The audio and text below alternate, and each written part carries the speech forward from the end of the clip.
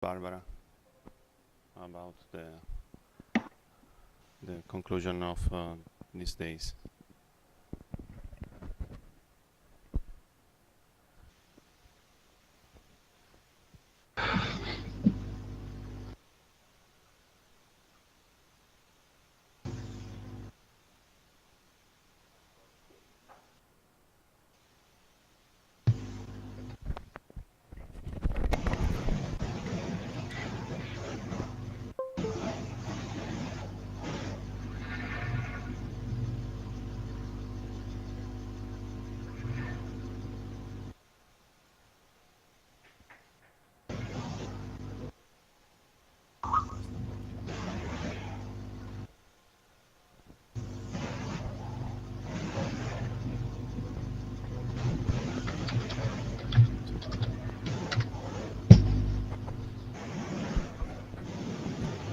Okay, we wait and Nick Bertrand after we can start.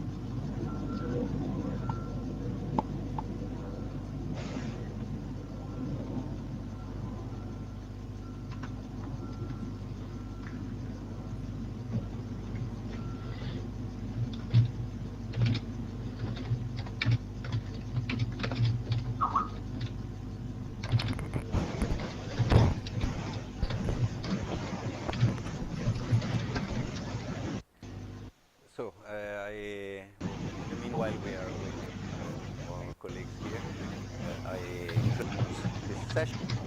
Yesterday here we began talking about it a bit. The idea is structuring ecological theory, and the aim is to discuss of our groups working on Thesauri, about semantic technologies, and well, we would like to take this opportunity possibly to begin some form of collaboration and to work on a possible background for collaborations. I wrote you a document. Now I restructured it a bit, also from the outcomes of yesterday and the discussion. The main topics were technologies, conceptual organization. I preferred to change it in this way. Technologies is the first main topic, and then governance and conceptual organization in relation with observations and measurements, and finally the possibility to discuss predicates for linking concepts according to O&M. Yesterday I made here a brief introduction with the underlying idea to this round table.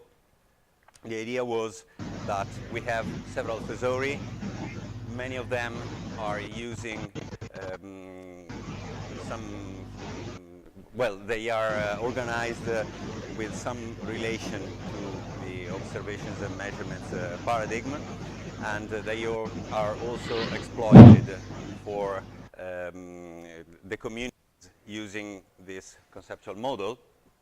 And so one of the problems is that we have concepts defined in our thesauri, but often when one wants to compose O&M, he misses some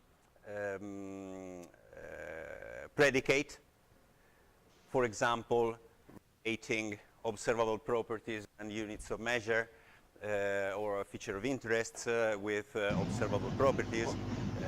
I mean, if you have a kind of feature of interest, you can observe on it some properties and not other. That could be interesting to be able to express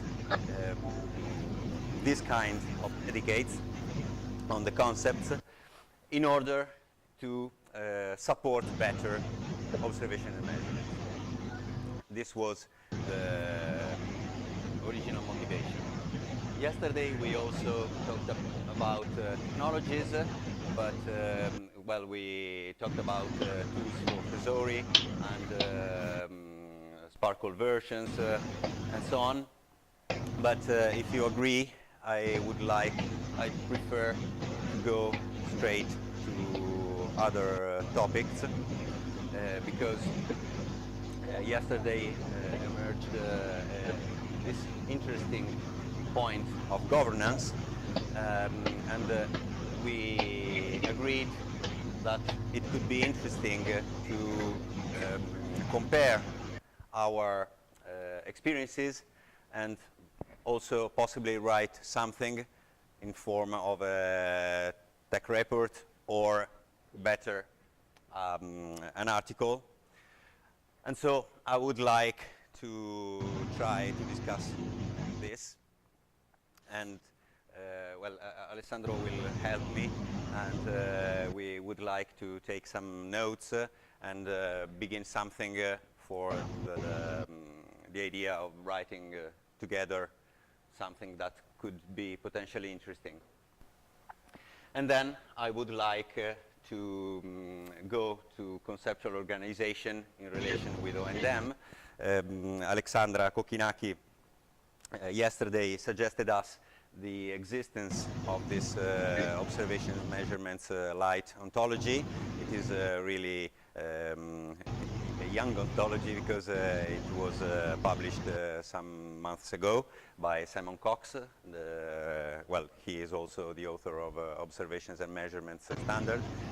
And it seems that it could be possible to use properties defined, predicates defined in this ontology to relate concepts in our vocabularies.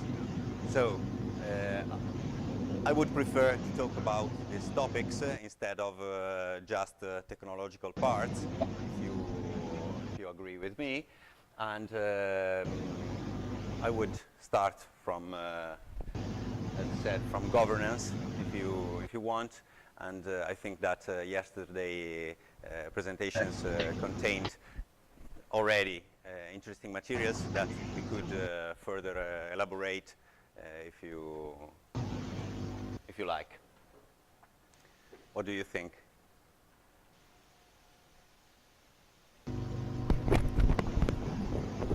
Our remote participants? Yes, I'm Mickey. I My only concern of the time uh, the time limits, because I am available only until noon and not more. So I would be Okay. happy to talk something about the content, observations and methods as well. Okay. We have 1 hour, so it's a bit short time, and at noon, absolutely, you will be free. Okay. So the first point on governance, it could be workflows, but also governance style is second, and the ways to reach consensus. And also, I think an interesting point is translations, because it is an active work for us in LifeWatch Italy, and for MTES, and also in BODC Network Vocabulary Server. So I think that these could be interesting points.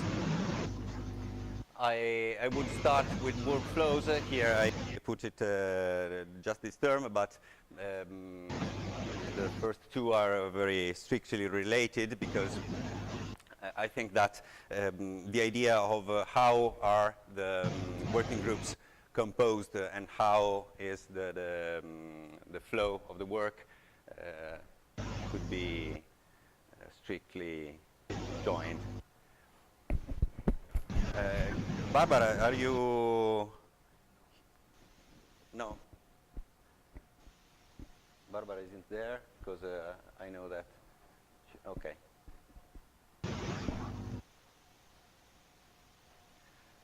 Well, maybe I would invite Alexandra first, then Nick, if you want to talk a bit more about the organization of your vocabs, and then Ilaria or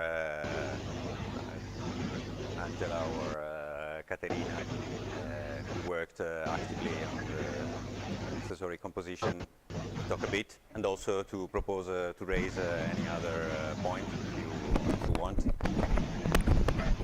I can give you. Thank you.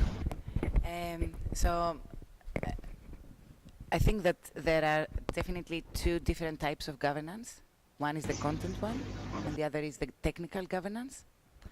So both of them are important, because what you want to get is the trust from other people and organizations to point to the vocabulary that you have.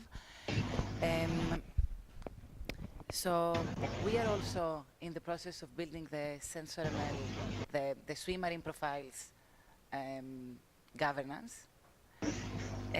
So BODC till now has been working with a governance model that comprises of different organizations being able to create their own vocabularies and being hosted under BODC. There is an internal governance model, so we do have our own team that manages requests and the content. So it's a whole process for them. There is also like CDataNet, which was the main project that this vocabulary was created, is the technical task team. CVox was the mailing list, so that if people wanted new vocabulary to be created, or new terms, new concepts to be created, they would discuss them, discuss the definitions. If they have like ambiguities, they would clarify them during the mailing list, in the mailing list. And it's important to clearly define the owner, the manager, and the publisher, that they show up on the vocabularies. I can give, if you want to open up a browser. No, a browser. You can see that on one of, just check one of our vocabularies that shows clearly who is the governing body. So it's not always BODC. And then on the list that manages the vocabularies, it's important to have rules that everybody knows about, like that that Roy has suggested, that a week of silence on a topic is taken as subject clause, and the decisions will be implemented. That terms cannot be narrowed, but only broadened if they need to be changed. And there is also another steering committee that you can take decisions that remain unclosed after this week of working over and over. And of course, a moderator is important.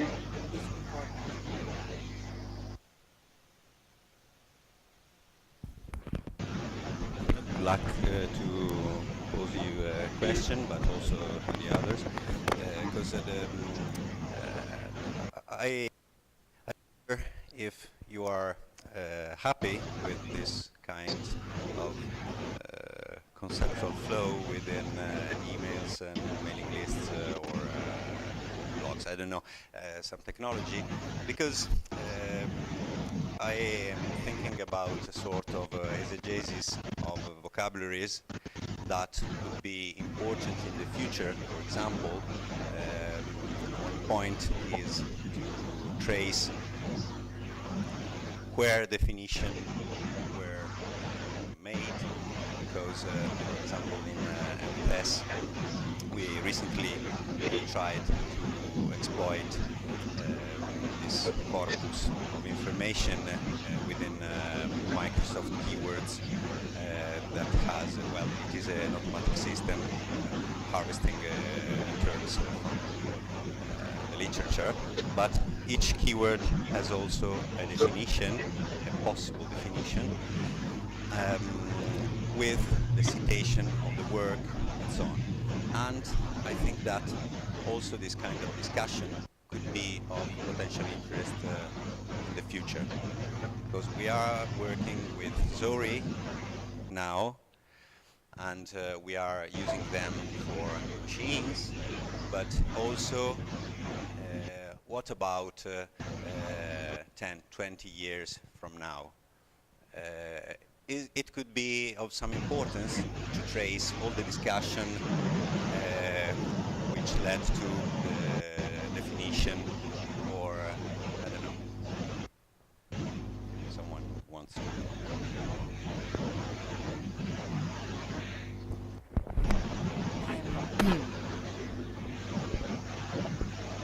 There are systems like Jira, you know, Confluence in Jira, that you can add tickets and connect them with the concept that you want to create. So that could be a solution, so that you know. But I don't. Would that be interesting? So would someone go and check the whole discussion when a concept is created, or just provenance details about who made the concept? And yeah, that's easier to happen. So you could just keep the person that made created the concept and when, and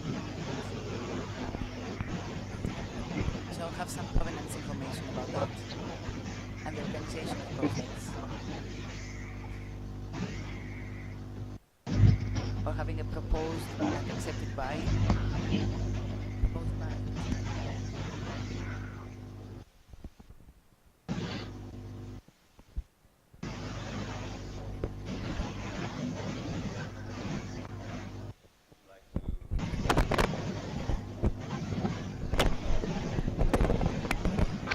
In terms of tracking the changes in the design, we have a system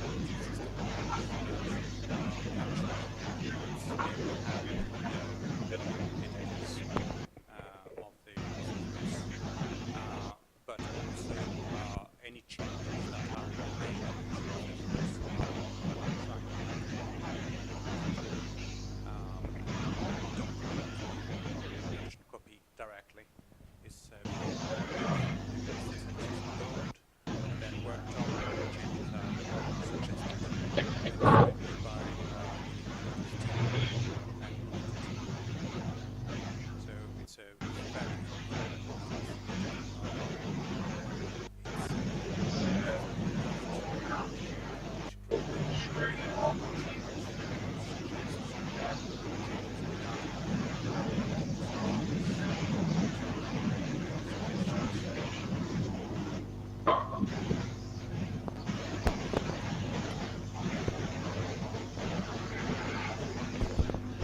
Just a comment about the organization of the workflow, and I think in order to think about a paper for this group, I think that we can try to organize a schema, probably using the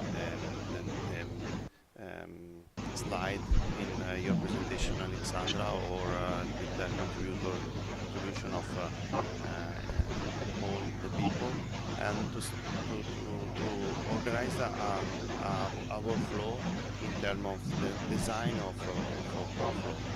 Because if I understood well, for Alexandra in the BDC, there is a owner, manager, and publisher for each vocabularies, and a steering committee that have addressed the vocabularies and the terms, and in the style is very similar to the approach of and So yeah, there is also a process. So there is a discussion in the mailing list, but there is also a process that you make requests. So every single term that is suggested by people, that is requested by people, goes through a system which is called Bugzilla, and they add the requests there. So everything is documented. You know who created who asked for the term to be created and everything. It's not exposed as provenance information though, but like Paolo was asking. It's there. If we need to ever show that off, yes, it's there as an information. So there is a mailing list, which is the discussion, when something is a bit controversial, but people that just want know exactly what they want, they do the request directly on the system. Because just a moment, Paolo. Because I think that in BODC there is different vocabularies, and it's necessary to have a owner and a manager or managers for each the vocabularies. In the case of MTES, we have just one vocabularies, but divided in some part or section, and each section probably needs to have a owner and a manager in the future or in the last day. Nick. The editors group and the contributors are organized according to the theme. So, for example, Alessandro, you want freshwater, and so on. Mickey with terrestrial. So each domain expert contributes to different parts of the themes, and the whole work is coordinated by Barbara.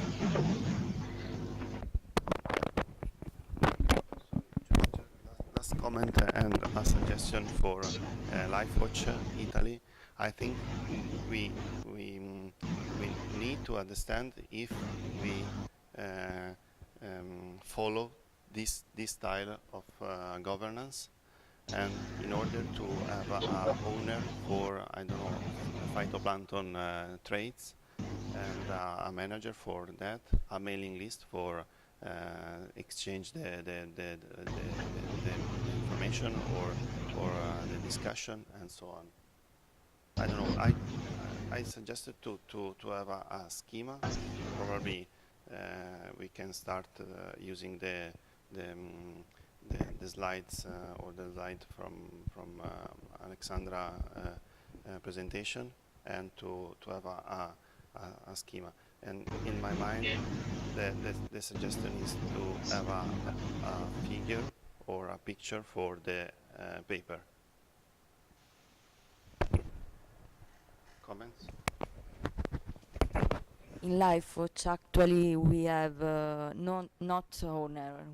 Owner is LifeWatch, and we have manager and editor group, a validator group. So I don't know if you can find. I don't know the term. I think in LifeWatch owner is LifeWatch.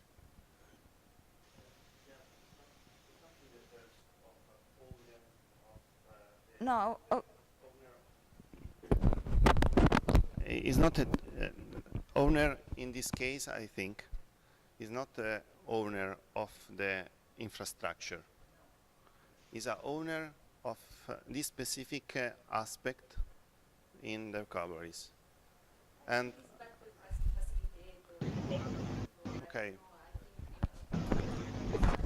But I think that it could be related to a working group, for example, the owner, and in this case, the phytoplankton Thesaurus would be something like you hadn't probably a name, but it could be an entity newly created as a working group on this Thesaurus, and the members could be written somewhere, I think. Because following the idea of Alessandro, if I understood well, the owner, I think that data providers are owners of their data, but we need an organization, an internal organization. I think LifeWatch has an internal organization because we have a thematic center, but we need a different organization to work on this topic. That means to separate us in different domains. And so freshwater domains or marine domains or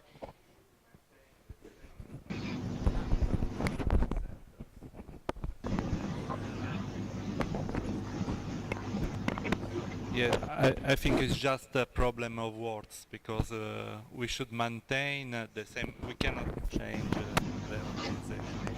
We should maintain the organization of the thematic center.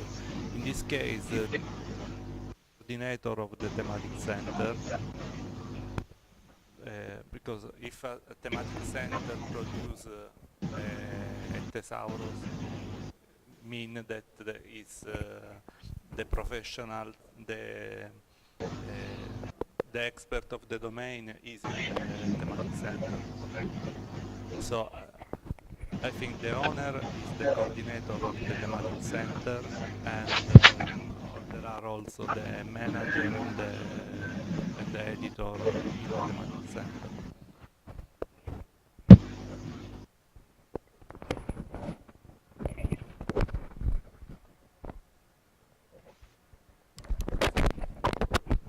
So Alessandro, maybe you want to go back to this. Alexandra, sorry. Do you have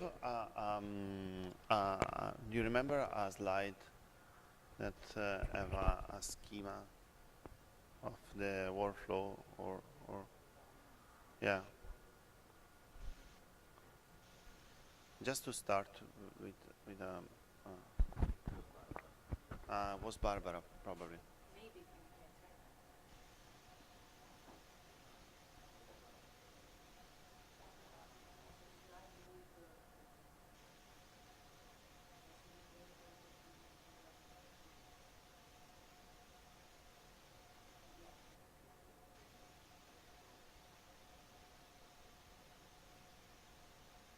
This one.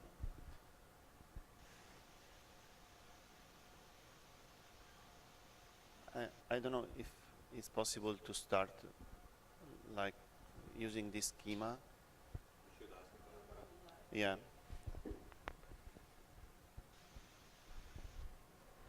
We can ask to Barbara, and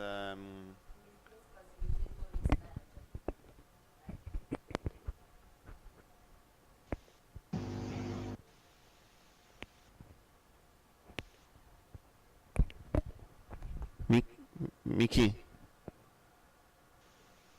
Yes, yes, I'm here.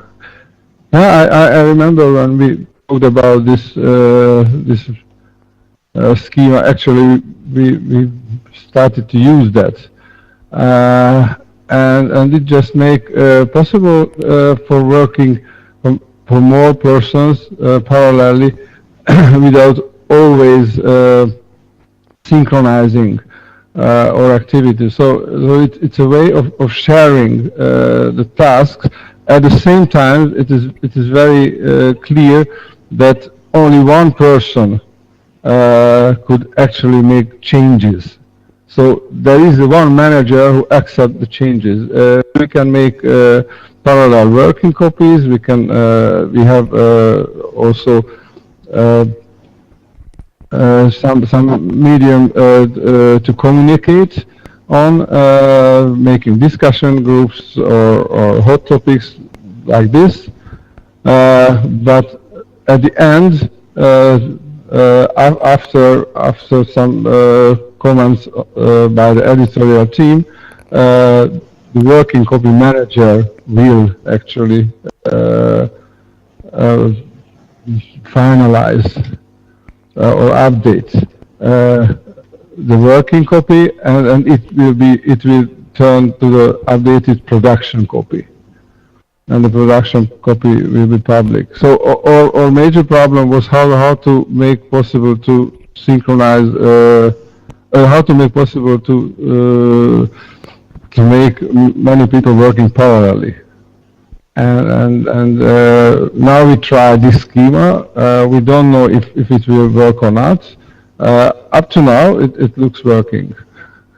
But we will know more about this in autumn, I think. Okay, thank you, Mick. And I don't know if Alexandra recognizes some, yeah.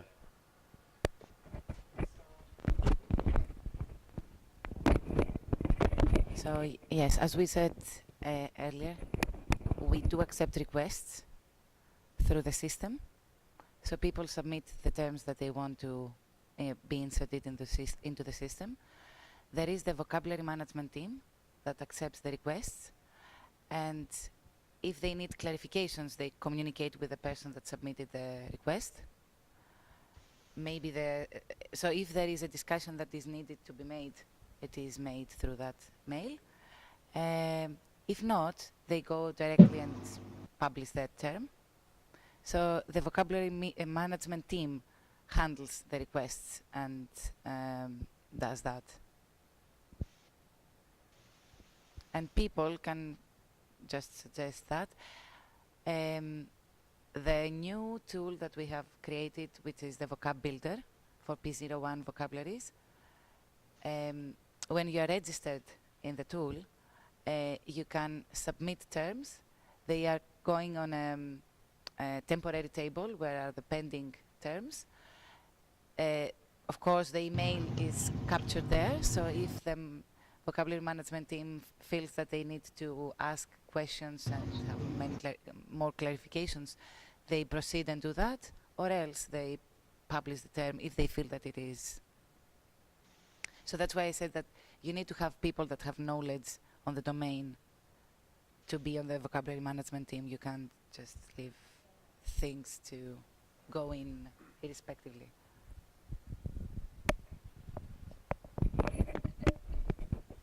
But maybe it's a crazy idea, but maybe, I mean, for example, within LifeWatch Italy, we have several scientists, domain scientists, that could also contribute to the work of other groups. Maybe do you think it could be possible to involve this larger community sharing this knowledge, this expertise, possibly helped with some system, asking them for their advice in some circumstances, or I think about the commercial system of ResearchGate, you are often requested to answer to a question.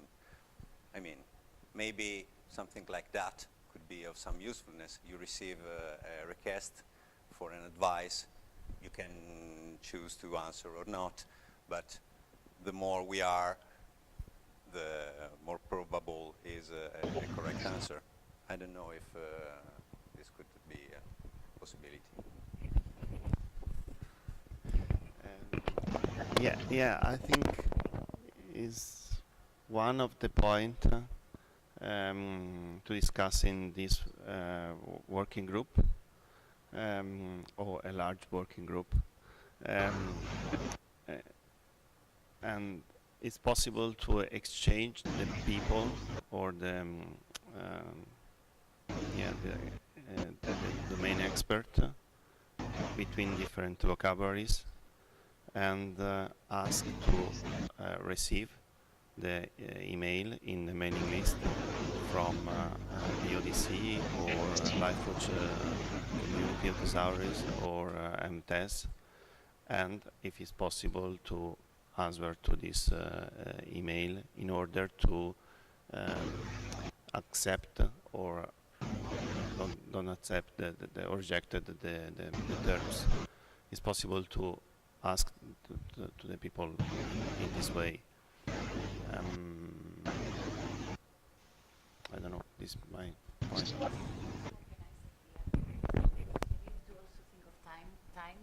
Time scales. So if the persons just don't answer, like that was the risk of apathy. So if the people do not respond, then you can't stand there and wait. You have to find other ways to proceed to publish your terms, because that's also a crucial fact of having trust. So when you are requested to publish concepts and you are very, very delayed, then that makes people not being able to trust. I think probably it's only in my mind, but I think now we need to think to the proposal, not for the project, not for the real community, but for the proposal for a paper, and we put the seeds for good practices for manager and for the governance of the Thesauri in the future. This is my idea, and one of the proposal could be a domain expert mailing list for water, domain expert mailing list for marine, or domain expert mailing list for biodiversity in general, that ask ask the request of each other. This is my opinion, my idea to this discussion and round table. If you want if we want to write a paper, we need to understand that it's an hypothesis, and we need to work on that.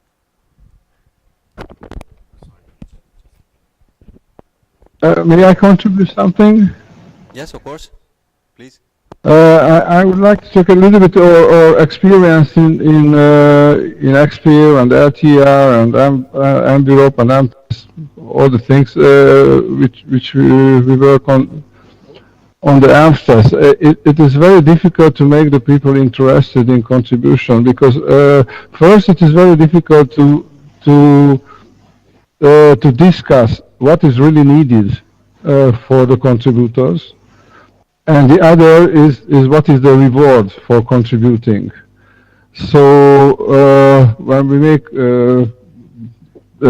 email list or things like that, so we need some social engineering to make the people interesting. And it is not only the reward part, it is also the part of what is really needed. Because each different vocabulary has its own style, own structure, own way to to put the terms in and organizing it, and the contributors should learn that. And they should, of course, contribute to changing that style too, if they want.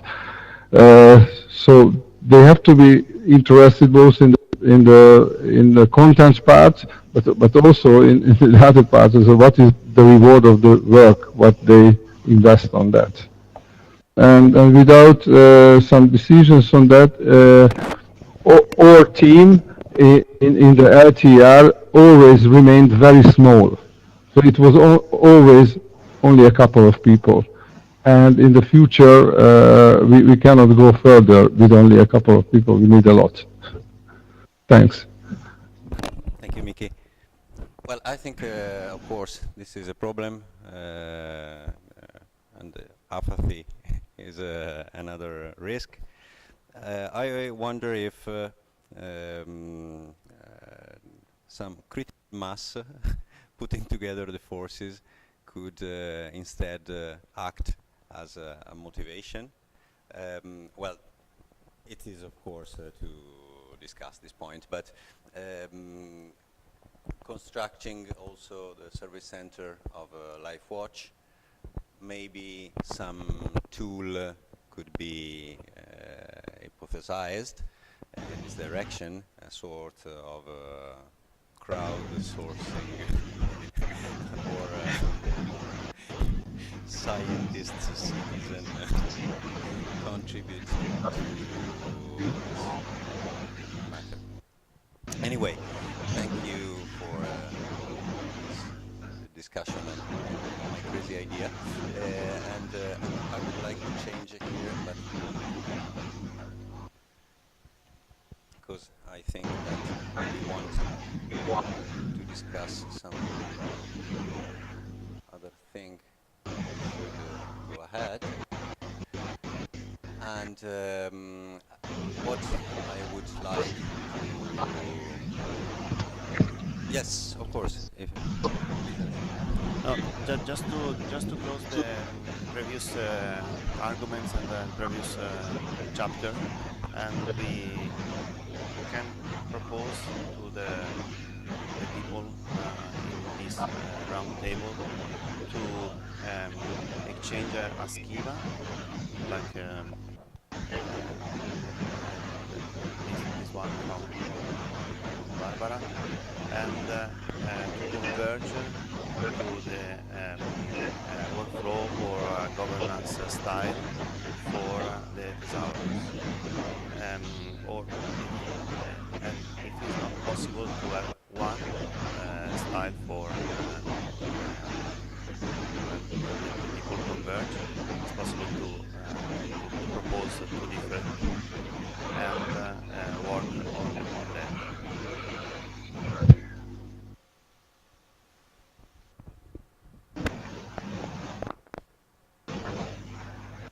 It's clear my idea. It's clear my I agree. I think it's a good idea. What do you think about it? It could be something we could manage. Maybe we could share some Google Doc or something like that, and try to put a structure, and then each one can contribute to this document. Maybe as a starting point. Okay. I think we can start, Alessandro and me, we can write something and then share with you in the next days. Okay. Miki, sorry, because yesterday we discussed also about the tools for the Thesaurus, and probably can in the future paper we can think about the suggested tools for manage the part of semantic aspect, and a part dedicated to the workflow or the governance of the Thesaurus, and I don't know, other parts. I don't know if the tool could be in a specific section, but they could be mentioned within the discussion of how the tools can answer to needs of the governance, for example. So, yeah, and So we definitely need tools to support the governance, because maybe it's like it gets too many requests and you can't handle them. So it's important to have tools so that people can interact, and they can interact in a faster way. So we can add that.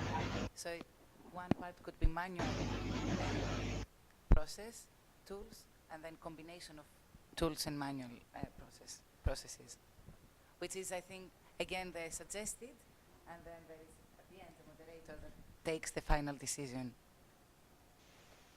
You can't replace the humans.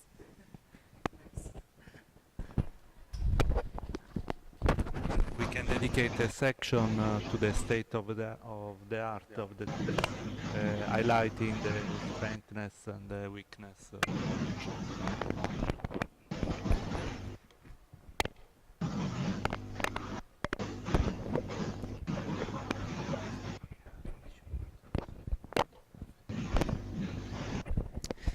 okay, so now I would like to, well, Miki was saying that Thesauri has different organizations and so on. What I would like now to do is to try to highlight commonalities among organizations of big thesaurus. And well, once again, the idea is to highlight, expose the underlying reference to observations and measurements. I know that in MTES the structure of the three thesaurus has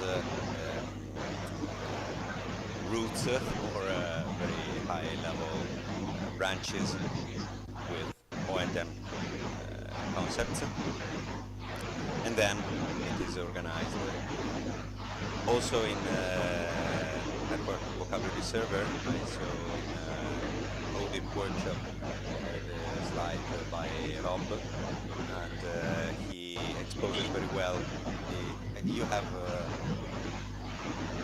okay, sorry. Okay, thank you.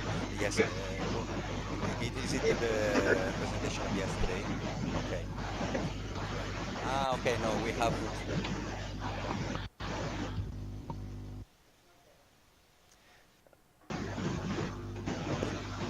This is a slide. And so...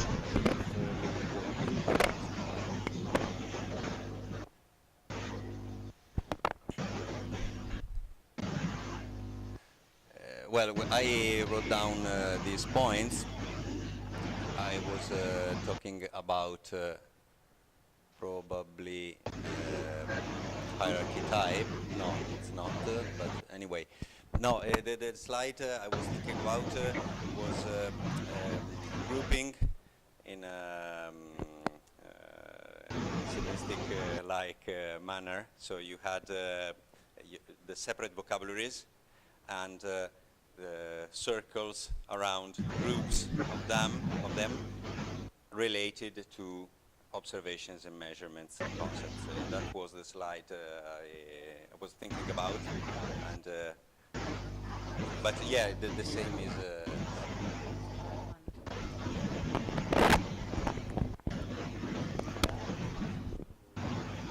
Send it over there.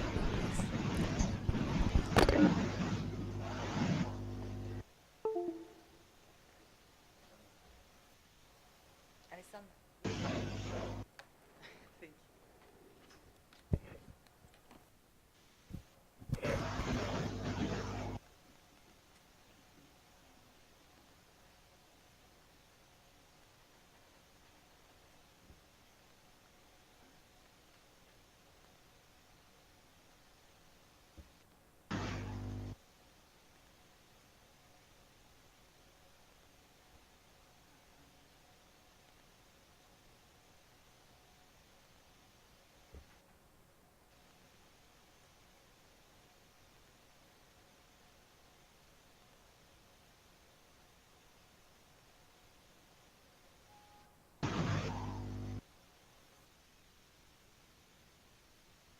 So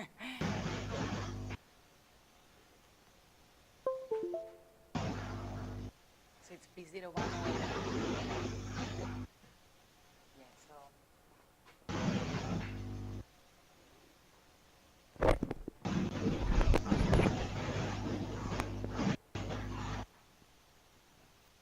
okay, so that shows from B01. You have your observation, and you have okay. So your observation is connected to a feature of interest, which could come from S26 matrix, which is what is the material that you are sampling. In sensors, it could be C19, which are the C areas. It could vary, so you don't have to be specific on that one. On the observed property, there are 3 different vocabularies that you can use, like the measurement, the chemical substance that was observed on that feature of interest. The result is the value that, yes, and the process is either the technique that comes from 3 different vocabularies, and for us in sensors, it could be directly the sensor. So you could point to a sensor instance, or if you want to get it broader, you could point to a type of a sensor, a sensor model. If you go to the next one, what I've done is that I used the OML ontology so that you can have an OML observation. This is the OML observed property predicate, so it's an object property that connects the observation with a vocabulary. And the constraint is only the domain, so an observation can have an observed property that connects to a thing, which can be whatever. So the ontology doesn't specify where it has to connect, but you need to know what is an observed property. And then again, there is the OML feature of interest that connects you to a feature which is a type of a thing. That could be S26 for the material or C19 for the C areas.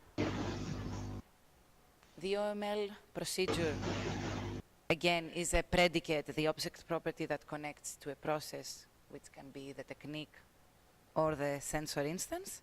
And then the OML result connects to the value. So that could be a bit more complicated depending on where you want to connect. So there are some differences on the types of observations that you can make, like a count observation or all the types of different observations. Yes, so they are included in the ontology.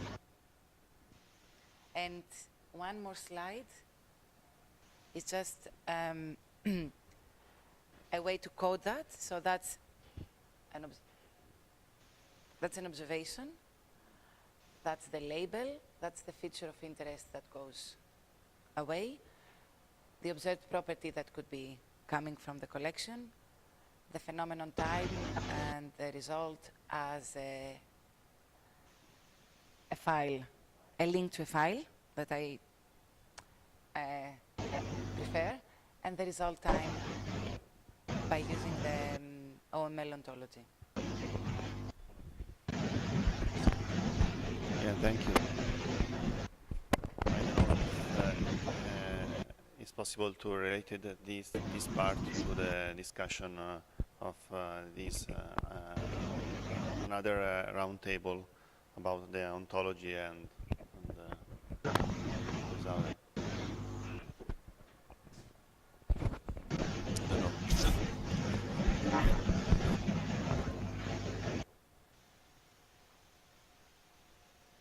And well, do you in your practice have any documentation of the internal organization of your material, your vocabularies? I mean, I think that well, we have different ways to manage the corpus of vocabularies. In Life Watch Italy, as well as in BODC, there are separate vocabularies. In BODC, that is absolutely in a major example. There is a strong organization of this corpus. MTES preferred to go for a single hierarchy with sections defined by the main branches. But well, I would like to try to compare these different organizations, and if this organization is reflected some way in sort of documentation or advices to people who are exploiting the vocabs and so on. It could be nice to have also other people from other, I mean, AgroVoc, and but maybe people like Cristiano have experience that more than me, definitely, and I would also invite who knows about other practices to report them.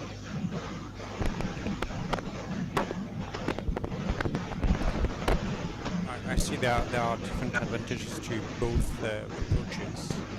For example, the approach provides some modularity that MTES does not have outcomes. Unless some of the editing is a single part of the vocabulary is a single vocabulary. But on the other hand, having insular development of vocabularies can make it difficult for use vocabularies and integrating that with other resources.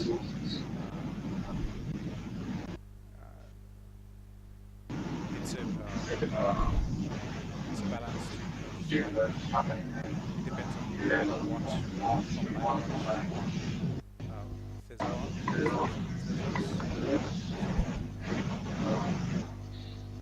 how many people you got, taking different skills to develop it. Depends on your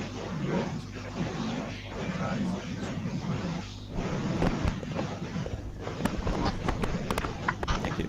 No, I think that, well, my idea was to discuss this because it could also be something to report this article, something, because I think that it is a reflection of the organization. We are talking about organization of workflows, the governance, and also the internal structure of Thesauri. It is a practice, because I think that now Ilaria can say something. Well, in Life Watch Italy, there were small groups and working for. Yeah, please. The moment in Life Watch are separated Thesauri, but we have spoken many times about to do only one Thesauri, for example, for functional traits, because we have different terms, the same terms in different Thesauri. So we can unify the concept and use the same concept for different organisms, but for the same traits. So I think it depends from the domain. For example, we can think to do only one thesaurus for functional traits, but if have to think about barcoding or genomic, is too complicated to integrate all thesaurus in only one. Personally, I think that modularity is a great strategy, and well, in a certain way, also Thes is modular, but it's just compacted. But I would also like to ask Cristiano if you are aware of other kind of organizations, of internal organization of the vocabularies, if you want to say something about your past work. Unfortunately, the SCOS schema is quite simple, so you don't have so many chances to organize internally your thesaurus. For instance, BODC is articulating the different vocabularies, P07 and so on, by representing them as collections, which under a technical point of view is feasible. Under the theoretical point of view, in my opinion, poses some challenges because the collection because collections, in my opinion, are related to a set theory based interpretations of their content. So the tree, like the polyhierarchical structure of Thesauri, is somehow flattened by representing individual thesauri as collections. But as I said, you don't have in SCOS any available structure for composing thesauri of thesauri and so on. So one shall use what is provided by the language if you don't want to extend it, of course.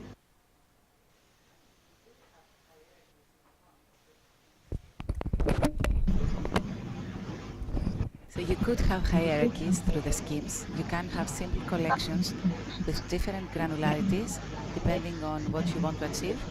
So you can group things differently depending on the like if the requirement is to provide a different grouping, you would we definitely create a different vocabulary. We don't mix vocabularies with different groupings together. So you can have fine-grained or coarse-grained groupings in different vocabularies. And if you want to have hierarchies, you can use all the predicates in SCOS and have a scheme that can give you the hierarchy.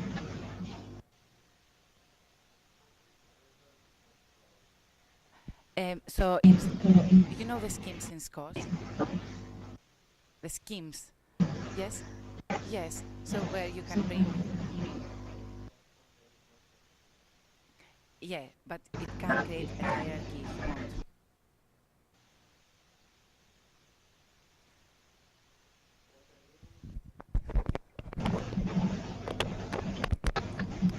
One of the interesting things of concept scheme is that you can define top concepts. So you have a given list of terms that are at the top of the hierarchy. Instead, when using collections, if you have three terms, say A, B, and C, where B is narrower than A and C is narrower than B, then the collection contains A, B, and C, because the collection is a set of these terms. So you lose the capability of, okay, you can write a simple Sparkle query saying find all terms that do not have any broader term, and then you have your top concepts for a given collection. But this is something that you achieve with a little trick, Sparkle trick. It's not something that is inside the SCOS representation of your thesaurus. It works, it is the only way of doing this, but the question remains open in my opinion.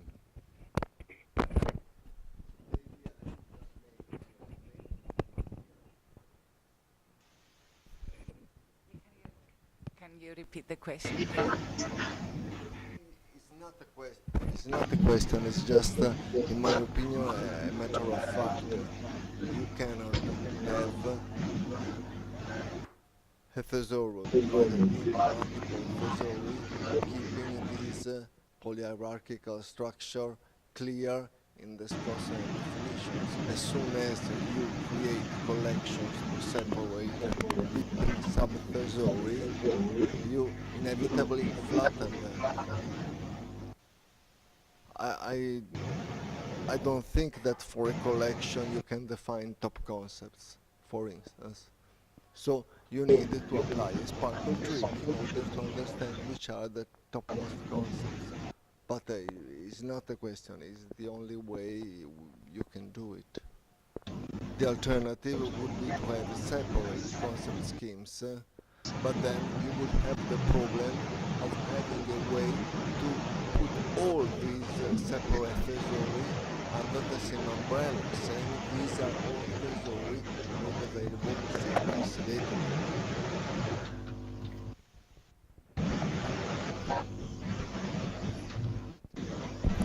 They're mostly working based on the requirements. So for the collection is a list of terms that would fill in a metadata field. So when you go to the metadata field, you want to be filled by a collection of concepts, and that's one way of why we have the collections like that. And so many of the vocabularies are driven by the requirements, and we want to have them clear and defined. Yes. In a different use case, you could decide of having the user select a given term, a given top concept of a thesaurus, and then, gradually select narrower concepts, and so on until he finds the desired concept.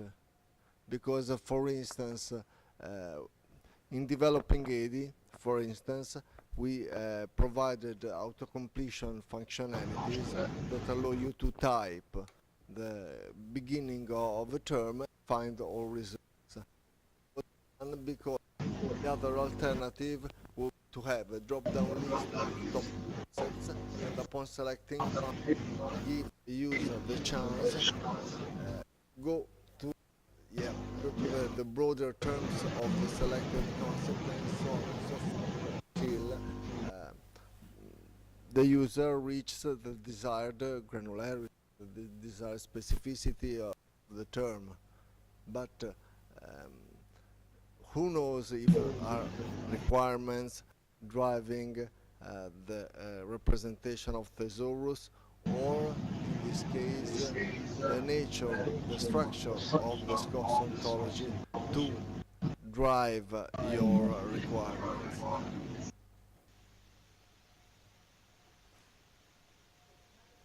It's a theoretical question. We should talk with those that created Scots and ask them why they did not envisage this possibility from the beginning.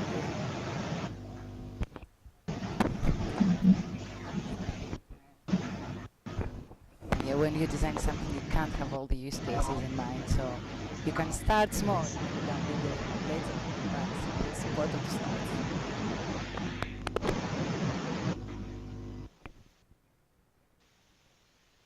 Thank you.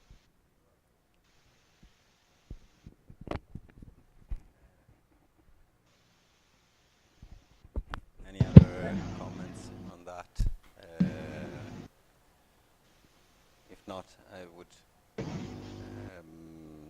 pass to... No, sorry, about documentation of this internal organization. What is your thinking? Do you think that user need something more than what is just the presence of the thesauri? How you document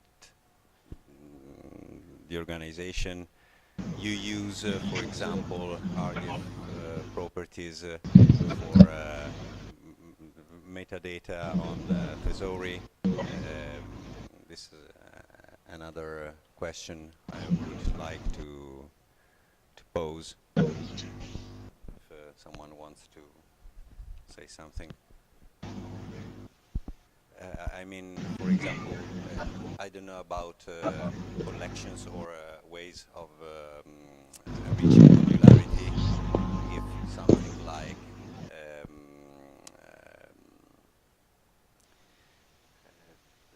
some RDF property could be useful to indicate what is represented by this granule, this module, or if some documentation is needed and how the users can reach this documentation. For example, yesterday I was trying to search for a term in Agrovoc. I found it very difficult on my smartphone, but I think that also these kind of use cases could be of some interest. They are, of course, stupid use cases, but I think that Thesauri could also be used that way, and it is not so immediate to reach the content of the vocabularies, but also if the vocabulary corpus is broad, you have to understand something about its organization, internal organization.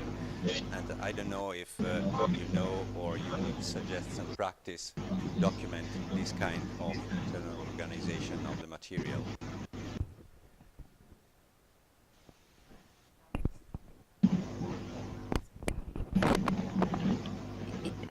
We have published what the organization is, and I suppose you have a published documentation about the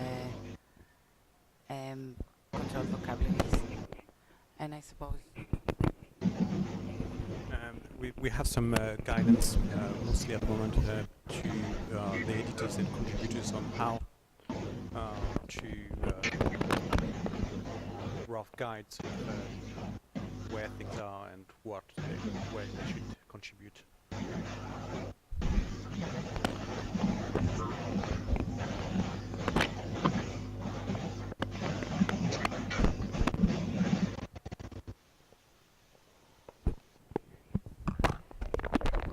In LifeWatch, but will provide in the future. I think it's important.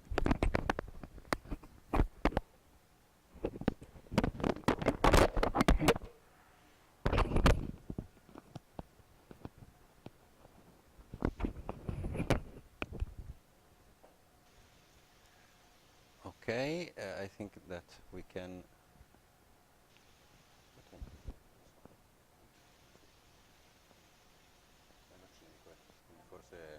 I think that we are at the end. I just okay. We just talked yesterday about predicates for linking concepts according to O&M. I anticipated, and Alexandra also presented her slide something about this. I think it could be, well, my personal interest, but also something for the others to further discuss this. But I think that today we are over our time, and so thank you to all of you. And I hope that there will be occasion to further discuss these topics. Alessandro, you want to say something? No, thank you very much, Paolo. And I don't know if Mickey have comments about O&M and this part. Well, I have to learn more about O&M. It looks very nice or very promising, so I'm interested in. And thanks for the opportunity to join you, because now it is much clearer for me what is the connection with LifeWatch and MTest and the opportunities to work together. So thanks a lot. Thanks. Thanks, Mickey. And okay, we can close this part and this round table. And I think we have a time for the coffee break. And thank you, Paolo. Thanks to you, and we will circulate this link for a document. We will prepare some structure and then invite you to contribute. And maybe we can also discuss by Skype meetings or something we can decide in the future. To discuss, I think it's possible to discuss again with probably an enlarged group during the Skype meeting or a meeting, a virtual meeting that we organize in July. Mickey, yesterday we decided to have another virtual meeting in July, and we can try to share the doodle. Yeah, okay. I'm interested in. I mean the webinar, because the virtual meeting that we agreed on was a webinar on the mapping technologies and then discussing on this kind of things. Yeah, and I don't know if we have time to also discuss on what we are discussing right now.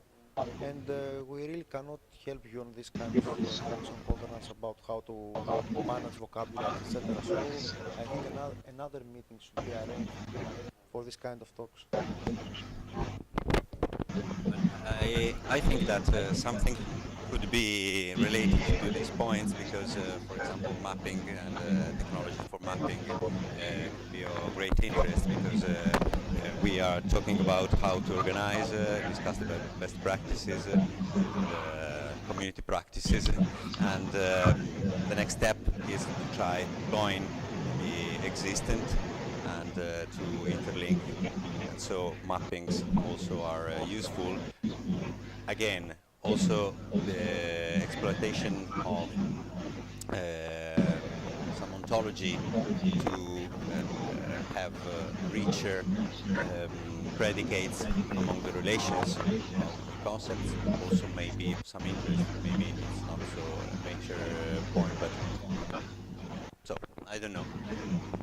Eventually, if it will be a physical meeting in some nice place, we could also organize something more.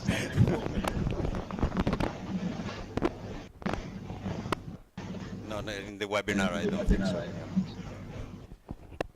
Thank you.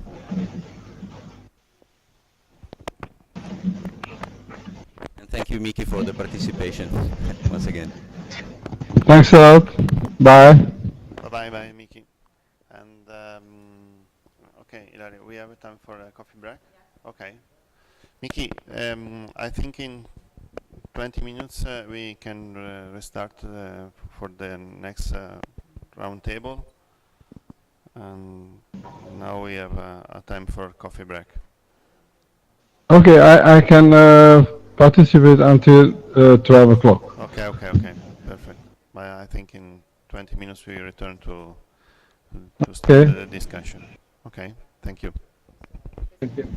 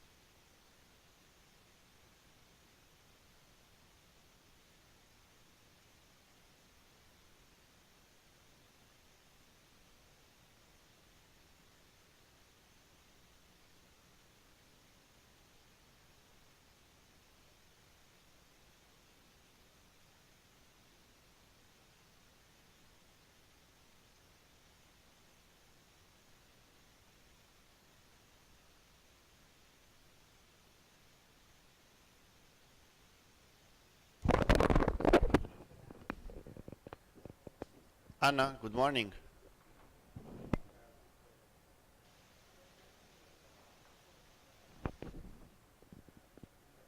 Good morning, everybody. Good morning, good morning. Mickey, good morning. And I Good think morning. we have time to start again with another round table. And this part is conducted by Nicola Fiore. Just in time to open the presentation. And yeah. Also to Nick Alexandra, sorry. And we can start again with a second round table before the lunch time. And Nicola, please. Okay, good morning to all. And we will start to discuss. We talked a lot yesterday and also tomorrow about the ontologies and which is the next about Thesauris and which is the next step. I think that we could agree that we need to go we need to go to the ontologies field is a natural because thesauris or vocabularies are good, but the needs of the researcher are more, and it's important to evolve in the ontologies direction. We don't have a lot of time today to discuss about this, but I would like just to fix some points, and I some materials also from the discussion of yesterday. I think we can start to talk about the state of the art of the ontologies today. We have different approaches that has been proposed, like Oboe, Seronto. Yesterday and also today we talk about the observation and model light, and we know also about the CDOC CRM.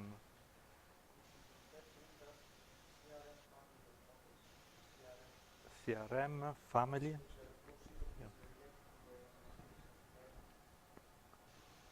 Yeah.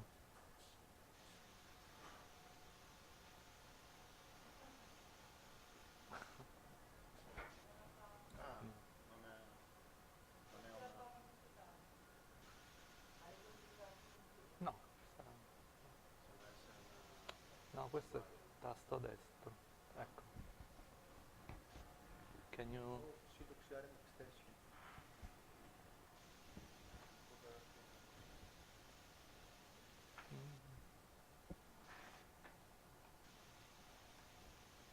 Extensions. If you open a parenthesis, I can write some of them. Yeah.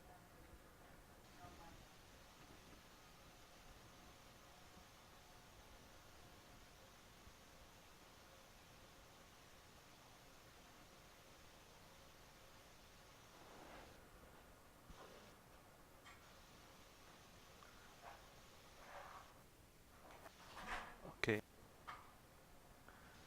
So we have more than one proposal, and be interesting to explore all these proposals in our work. And I don't think it's the best way to say we should choose just one, but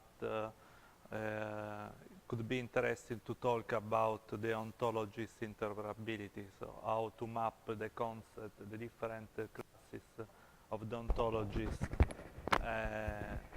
from the LifeWatch point of view to make them interoperable.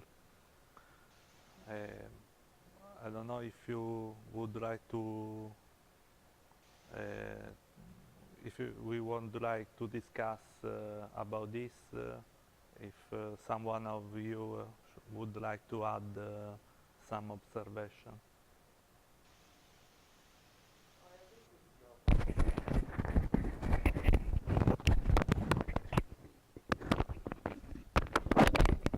I agree with the approach that you are suggesting of not choosing one model and then perform the mappings to the other model.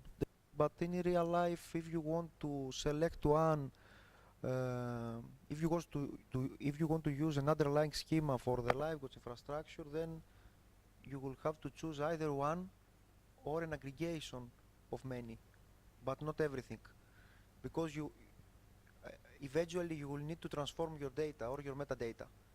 So what schema are you going to use in this case?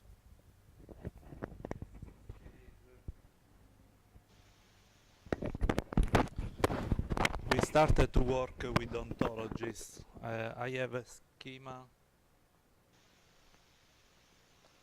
that reflect is an extension of the oboe ontology.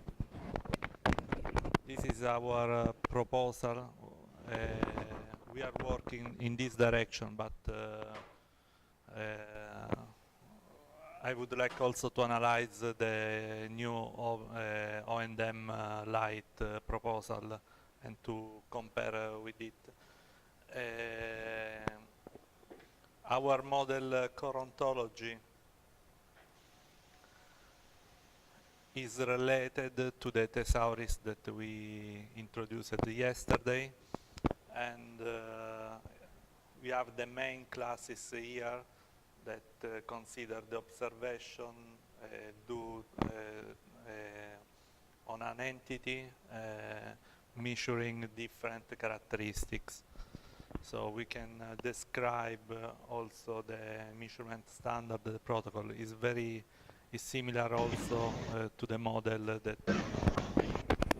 Alexandra showed before.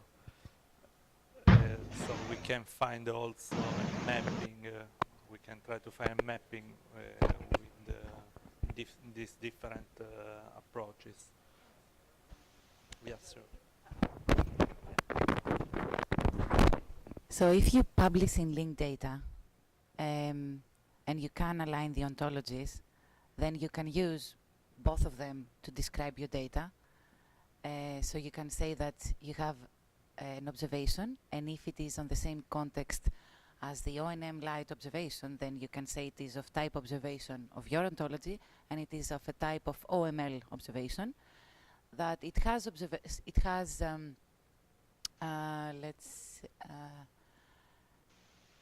is this aligned to provenance, to the provenance ontology? Like this entity that you have, is it from the provenance or not?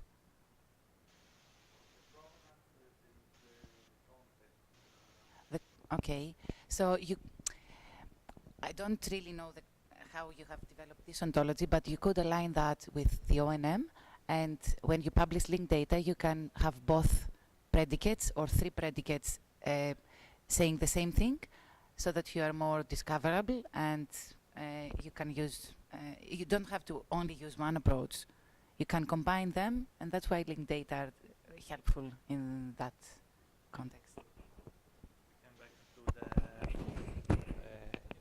Interoperability model, so not just one model, but more models that could interact, could be integrated.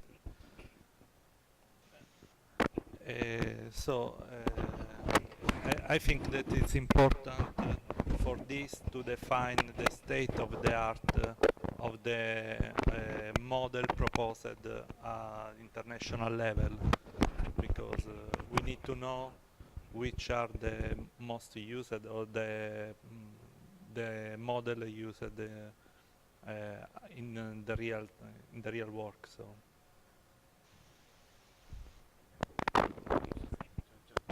Nicola, just a comment, and to understand better the suggestion to Alexandra.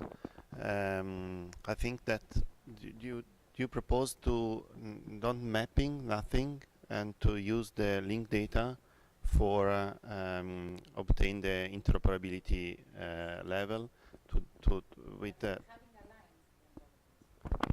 yeah. Okay. At the end is a mapping. It's like a mapping. Yeah.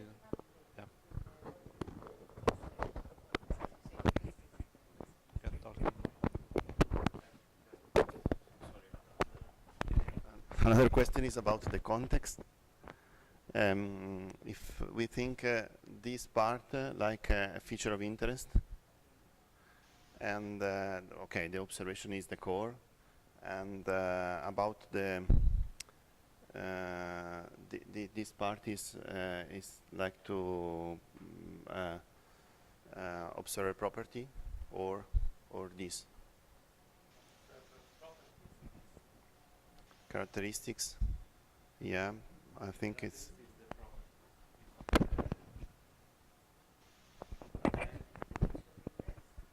measurements. No, the feature of interest. I think it's the context.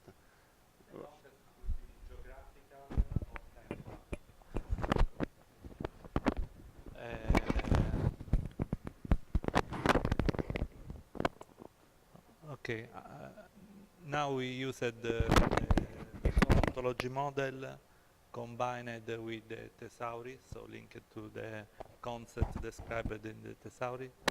We implemented this with the Protege tool, but after we developed a tool using Java and the LifeRay platform, so we transformed the model, the OVL model has been used in another tool that we built, and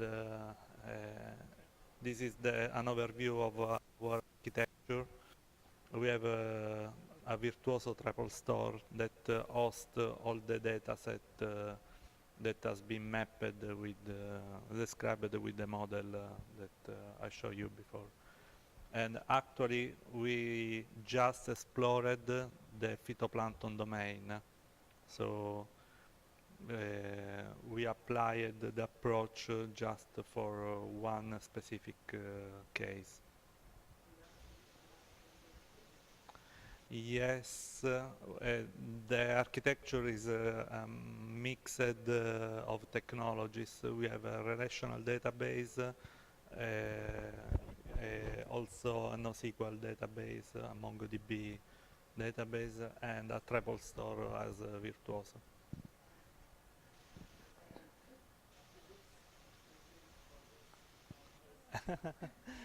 The Virtuoso database is for the triple store. Yes, metadata and also data. That is, we are experimenting because could be, we will have for sure some problem with the performance. So,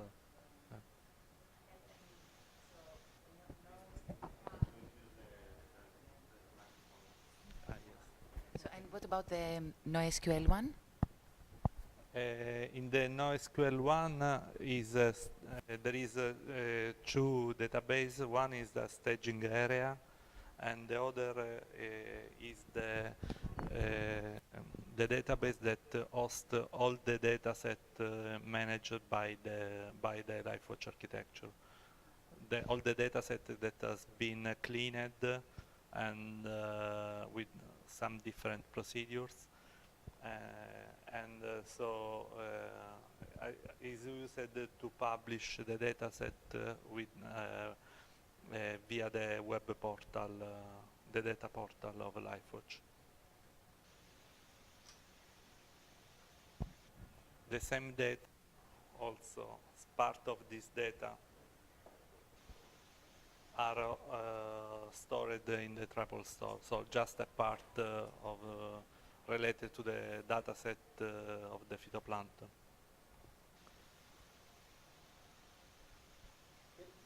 How do you use the registry to store the metadata Have you used the registry to store the metadata of the datasets? Or a different graph in Virtuoso that could play the role of a registry? Yes, it's a different graph in Virtuoso. Store manage the metadata.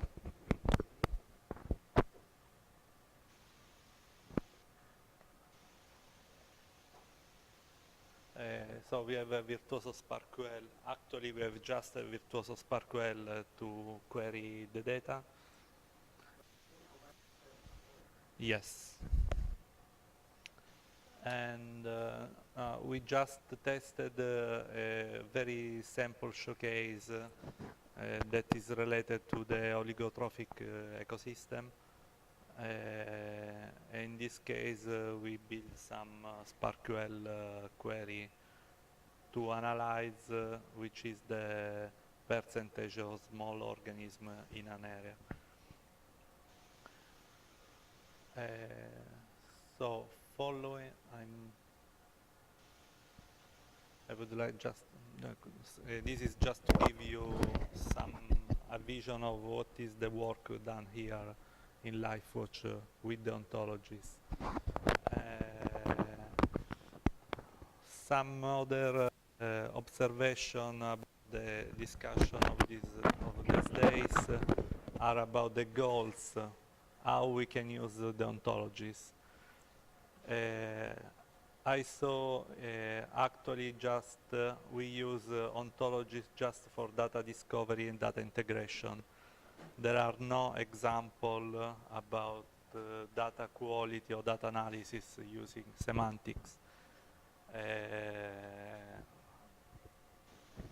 So I think we could start to work also in this way because there are a lot of potentiality that are not been explored by the research teams. Starting yesterday, we discussed about what could be the use cases, what could be the use of an ontology, thinking about data analysis. And an example that we thought with the researcher in the phytoplankton field was also to use the ontology to the researcher to have to use the ontology to be helped in the identification of a species. In this case, starting from the shape.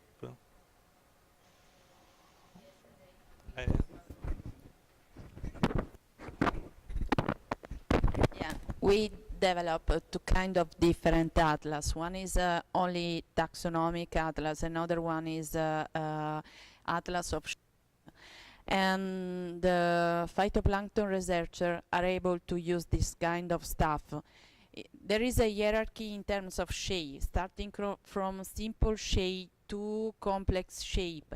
And people that work at the microscope, if is able to identify by shape, it's okay, it's easy.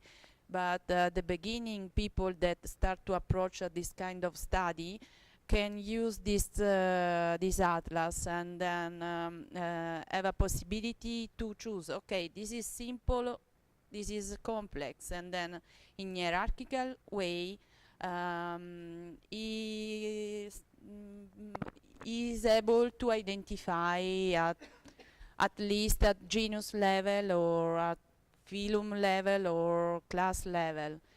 Yeah, we are working together to develop the vocabulary about the phytoplankton traits in not only in morphological way but also in functional way. I mean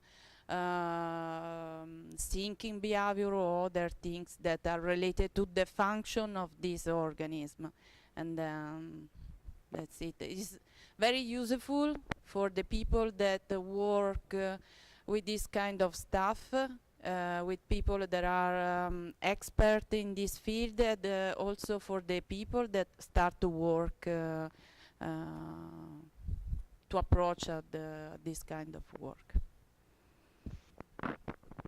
We are trying to find a common language.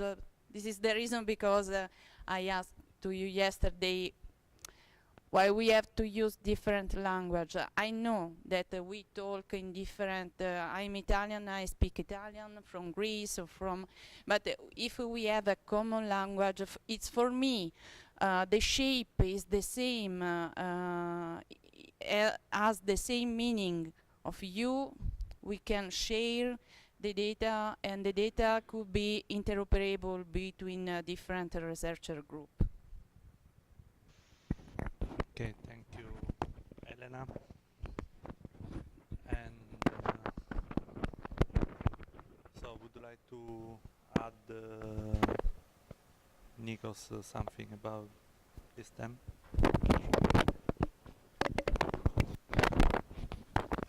Okay, at first, I want to stress the fact that LiveWatch Italy is finishing in 1 year, so you will not have the time to do a lot of stuff yet, and you also have started something that you cannot change it at the moment. But if we think for future work, I would propose the following, as we discussed in the morning, to take this use case, to collaborate on some experiments and on some analysis, and then maybe publish something, to see how the semantic web can be used for data analysis, and what are the limitations of the technologies that are there right now, which I'm sure that there are a lot of limitations. And then, if we see that the results are promising, we can make a proposal or find a project to include it in its context. Now, regarding the identification of species, we have already a system, a user interface that assists the biologists on identifying what they found. We have published a work that tested this system. It's a preferences faceted system, and we also took into account the dichotomous keys identification, the eyeballing, and the morphological characteristics, and we proved in this publication that we are way better and faster.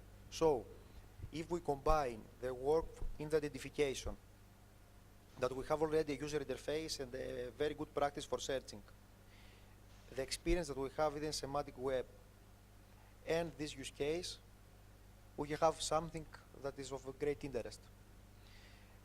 Now, regarding the ontology, you will need to have a target schema if you have an infrastructure. Maybe this will be an aggregation of different schemata and ontologies, but you will need to have it, because you have to map everything to something. And I strongly suggest the usage of the CRM family models, not because they are models from my institution, but because they have been proved in their ISO standards. They can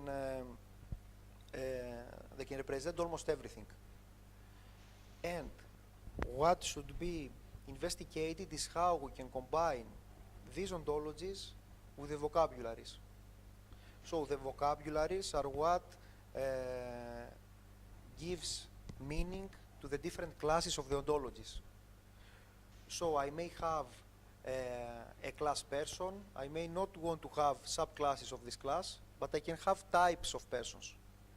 And this is where vocabularies and the thesaurus takes place. So we should investigate also in this. Now, in the context of LiveWatch Italy, I don't know what else do you have as goals. What else do you want to achieve until the end of the project regarding the ontologies? You want to extend your schema that was based in Oboe? What exactly do you want to achieve?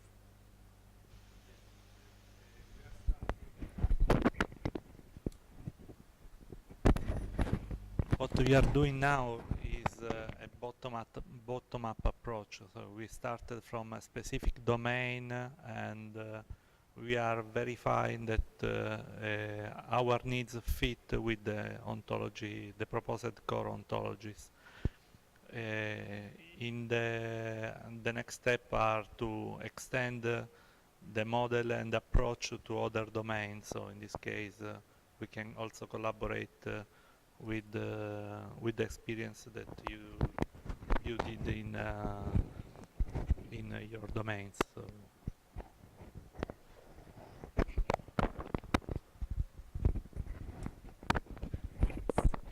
I would like to propose a study case because we yesterday and today we speak about Life Watch Italy model, your model, and knowing them. So as Life Watch Italy, we can offer data on phytoplankton because we have a lot of data and with information such as taxonomy, shape, and we can test all three models with this data and to produce a paper with advantages and disadvantages. Because I think in ecology and biodiversity, ontology is experimental. Now there is nothing of concrete. So we can propose something because we have the possibility, we have the tool to do that. And we have expertise because there are technicians, we have phytoplankton and so on. I don't know. This is a problem.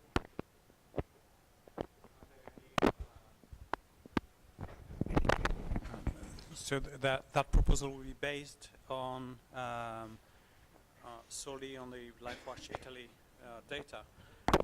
One of the selling point of using ontology is flexibility for integrating data from various sources. Do we know if there are other people in Europe with similar kind of data that are probably structured in a different way to collaborate on to test?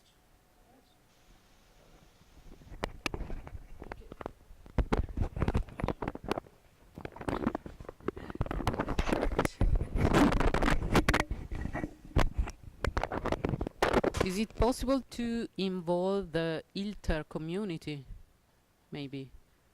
LTR community, because I know they have a huge amount of data on phytoplankton and yeah, and they work a lot on this topic previously, and so probably the data set are already standardized and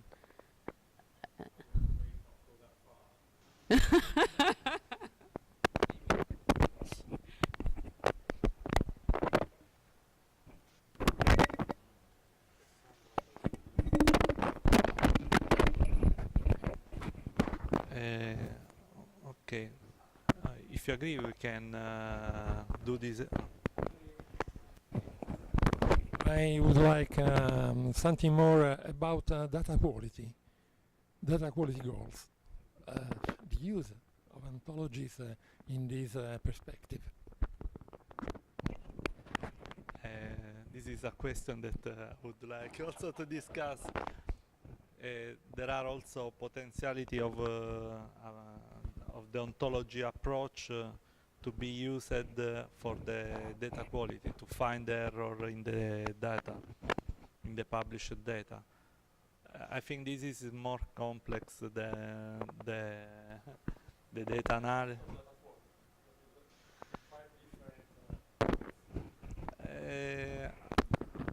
We can start from data check and the data check imply the data quality, because is for example if we use the inference, we say that a lion is in the sea. This is a very very basic example on how the ontology can help to find error in the data set. Is another way to explore. Is yeah. Alexandra, would you like to add something?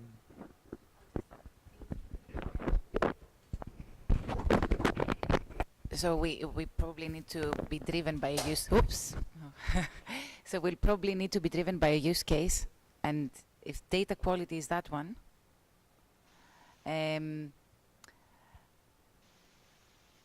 we definitely then have to interact with the data scientists to give us the rules of what they believe is the data quality checkings that we would need to make that happen. And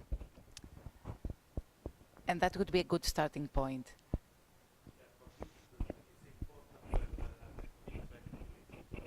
Collaborate with the scientists, because all these problems are problems related to a specific domain. If we do analysis, or we want to assure the quality of the data, we should collaborate in a strict way with the scientists.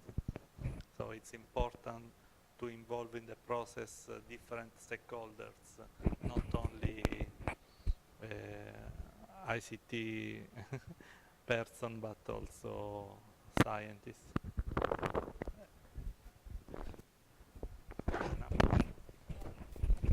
Because one of the problem for taxonomists is the name of the species. The name of the species. Today, a specific species, for example, dinoflagellates Ceratium furca. Tomorrow the name is Tripos furca, because according to genetic and molecular analysis, they found that is not the genus is not Ceratium, but is another genus. They changed the name, and then if I write in my data set Ceratium furcan, I bring a data set from the other researcher, and then I find Tripos furca. Is not a mistake. There is a synonymous case, and then it's important that somebody check first of all the taxonomy, the name of the species, and also the measurement, because related to the measurement is the biomass, and it's important that people that work in a specific domain check for this kind of data analysis first of all. And I have just a comment, because this morning you talk about the use of a common thesaurus that relate different. For me, domain is different kingdom. I mean, phytoplankton or animals or other things or plants. I think that if I use body size for phytoplankton, is totally different from body size for animals, and unit of measurement are totally different. Then you have to take in account also this, because it's important, because I can't say the biomass of phytoplankton is 1 tons of I don't know what, and not is a carbon picograms or cube micrometers for liters. You have to be care about that also. And then this is the reason, because expertise or expert people have to work in this field. I think it's my opinion. It's just my opinion.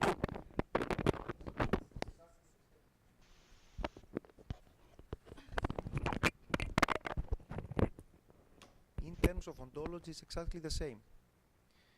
The meaning of the body size is the same. Either it has to do with the values are different, and the units are different. And since the units and since the measurement units, the dimensions actually are different, then this is where vocabulary comes into place. So it's not a question of ontology, but a question of vocabulary then. I'm not expertising this. Is Yeah, no, just a okay. comment, because Just- I don't know. I know working with Ilaria. Sorry, working with Ilaria and Nicola. I know a little bit about that, because I support the phytoplankton traits, because I'm an expert on phytoplankton. And then I start to improve my knowledge about ontology and vocabulary. And for me, ontology is okay. I check these terms, and this is the meaning, and then I can apply to my organism or not. I know that body size or weight, the meaning is the same, but you have to take in account the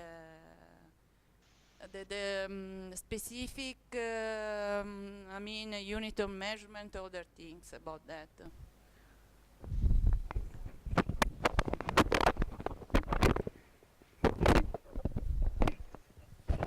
Yeah, so the ontologies and the predicates that they have, so predicate is like the verb that you use. If you imagine like a subject, object, and the verb and the object, it can be as general as you like, and then constrain your object and your subject to different vocabularies, and that's how you can, yes. So the predicates are general, and you use the vocabularies to constrain what you want, and that can be applied to different domains then. So that's the approach that, yes, yes. And just a question about what you said about the scientific names that keep changing. So in my mind, when something is annotated as that scientific name, and then they say that this is not valid anymore, this name is not valid anymore, is it given to any other species, or it remains not used? It used, okay, so it should be deprecated, and then it should say that this is deprecated and replaced by the new name, and then if this is deprecated again, then it could be replaced with another name, and then the software that searches for commonalities between two data sets, that one was once tagged as this name and the other one is this name, should also, so if I want to combine, to find the commonalities, I would search for this one, but also all the replaced by if there are any, and then I will definitely find the two. So that wouldn't be a problem if the vocabularies are doing their job correctly by deprecating and replacing. And then you have the software that gets the whole chain down, and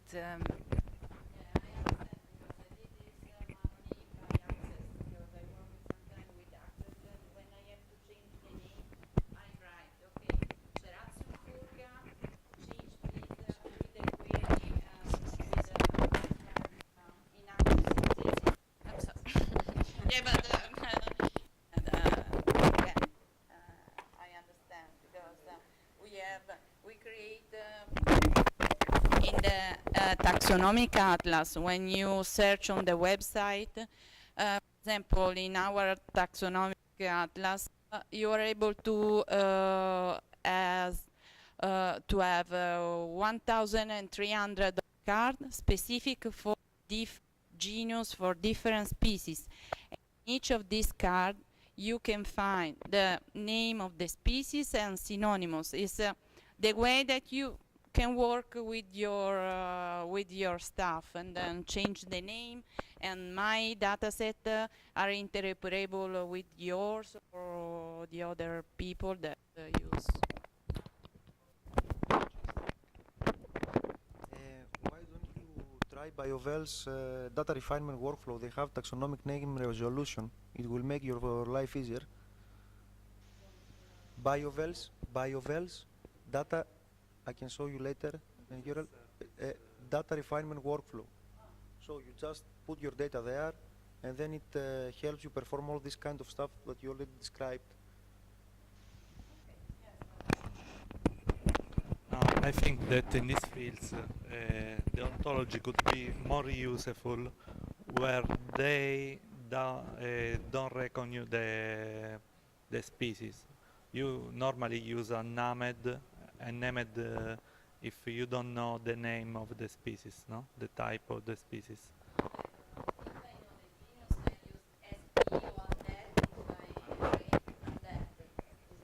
Not identified classes, or because I'm not able to identify at classes level, at eye level, and The ontology, I think, could be useful for you if, in this case, to understand if could be a specific species and not undead. No? If you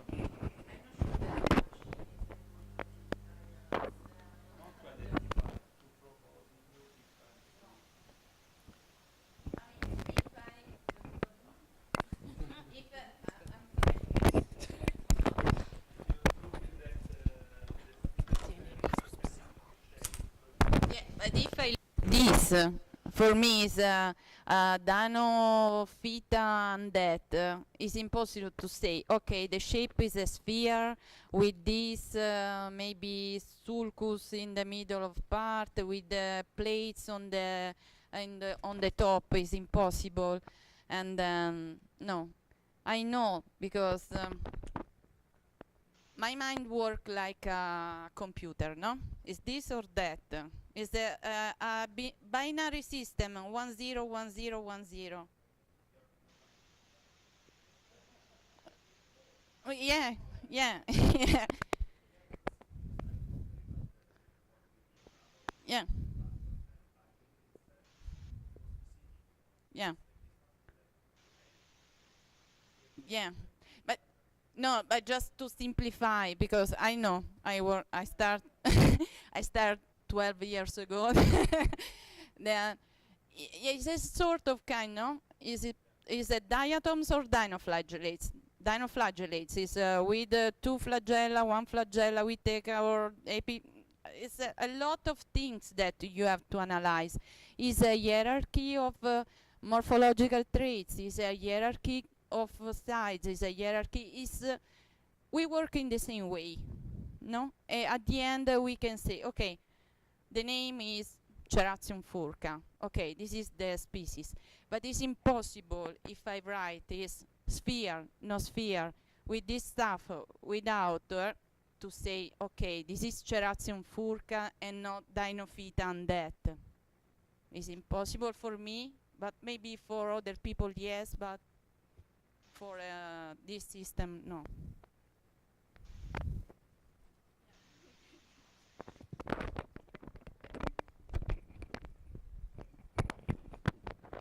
So, I think having data having scientists having so clearly defined processes of how they make decisions is important, because this is well documented and this can be well encoded. So what we could make for this kind of cases is decision support systems that would suggest something, and then the expert again would take the final decision, which is exactly what like in medicine works.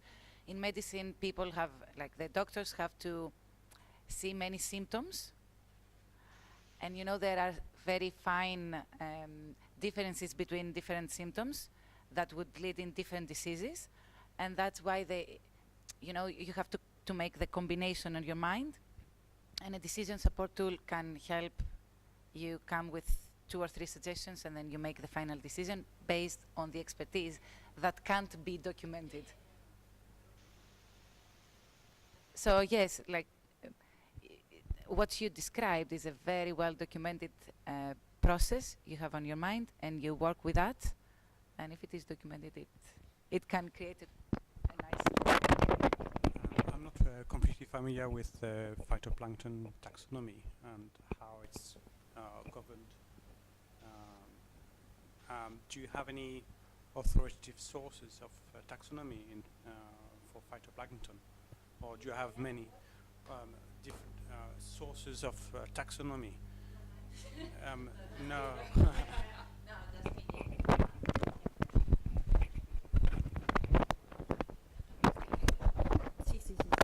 I have on the website is the AlgaeBase is one of the best, and other database. Yeah, searching. There are some specific for some classes, and yeah, is another expertise.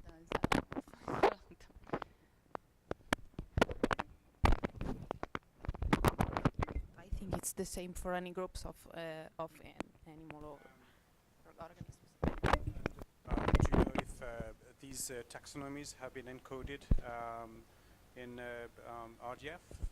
I know there have been a lot of projects to try to provide linked data from taxonomic information from GBIF and other.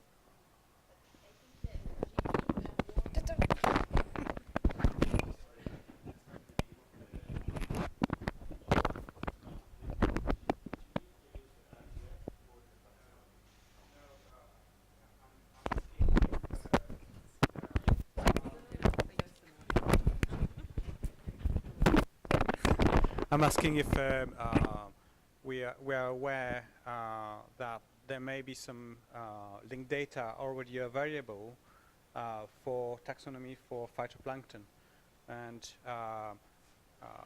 coding taxonomy as a thesaurus is a very big effort, and I'm wondering if we are duplicating something that has already been done.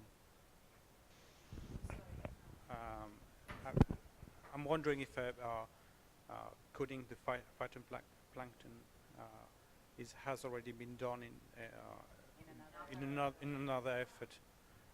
For example, by encoding algae base into linked data.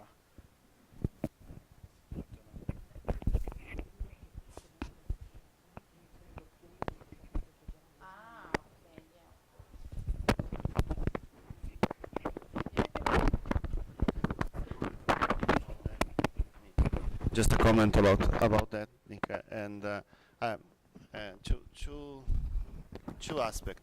I think that the idea of Nicola was probably, I don't know, it's like dichotoms keys when in the classic book of dichotomous characteristics, it's possible to select a hierarchy and to answer to the question, and select a different two way, and to have two options in each part of dichotomous keys.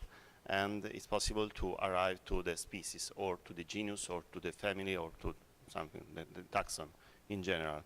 And I think the idea of Nicola probably is in this way. And yeah, it's possible to reproduce the dichotoms. I don't know in English. Dichotoms. Dichotoms keys in to support the user with a software or with a machine. This is probably the idea. I think that we can go ahead also to the dichotom, because I don't know now the specific case, but if you compare not only the shape but also other functional traits, if this can help in the identification of the species. So dichotoms could be mixed with other kind of parameters approach. In this way, there are a lot of projects in order to have a different proposal for help the user to classify the species. For example, I don't know if the birds have a green, the color of the birds is green, could be this, or this, and it's possible to select one and have a more. There is a lot of project on the web to this. And just a question, and to follow the comments of Nick, and if what do you think about the possibility to transform the taxonomy and AlgaBase or I don't know, Encyclopedia of Life or I don't know, in RDF, because taxonomy is in RDF. RDF is or linked data. Because the taxonomy is a hierarchical tree, and it's exactly the same of the vocabularies, and it's, for me, probably it's possible to have this, but I don't know. I do think about that.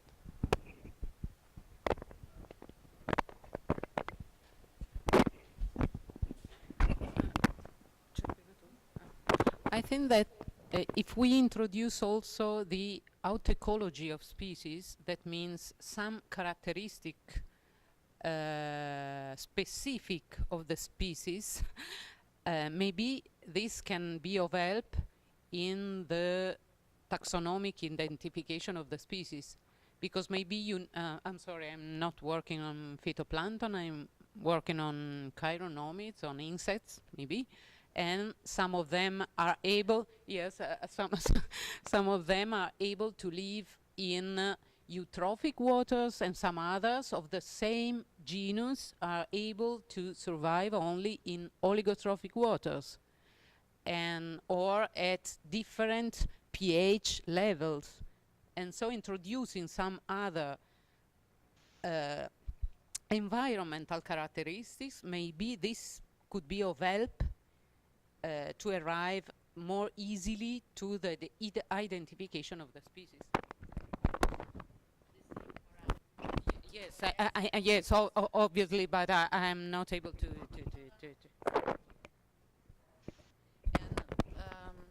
according your comments, if you go in the phytobioimaging web, there is a possibility to the link, like for the bird is green or brown or black. You can choose the shape, is a simple, complex, and there are a link that related the atlas of shape to the card, taxonomic, morphologic, and other demographic card about the phytoplankton. You are able to do this. But it's just maybe with the vocabulary or thesauri or ontologies, you can do this.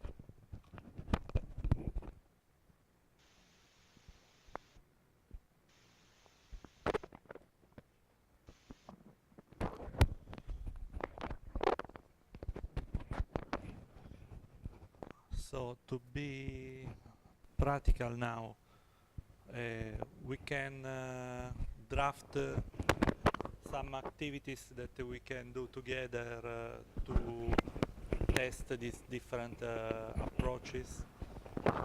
We talked about the phytoplankton case, if we can test with the different ontologies and to see which are the weakness and the strengthness. I think there is a problem that is they come from the technologies, because we don't have actually tools we should build develop tools to arrive to the end of the scenario. So actually we can just test if how to fit how the data can fit to the ontologies.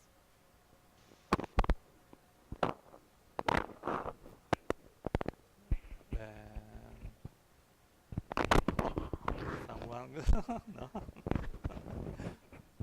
Who would like to talk about this? No? I think we agreed on this. Let's do it. Okay. Who wants to participate? We can maybe schedule another meeting to start to work in this way.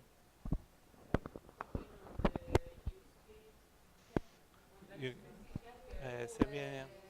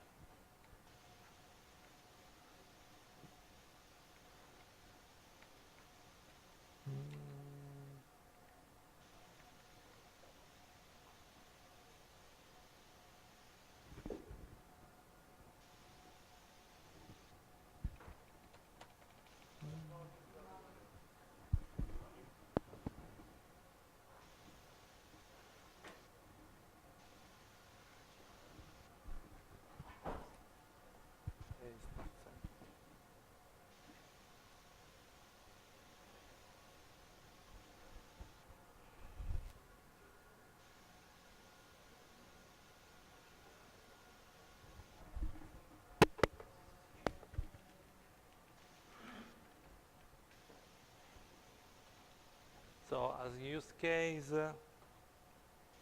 if we talk about phytoplankton,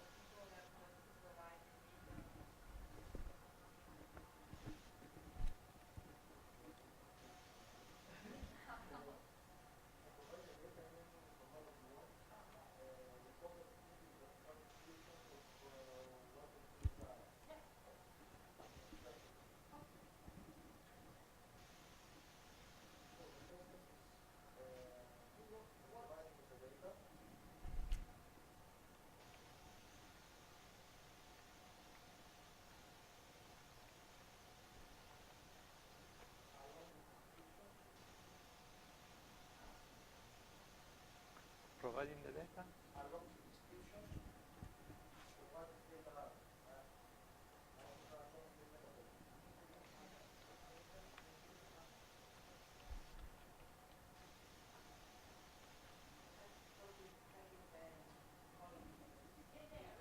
Yeah, we have the Thesauri.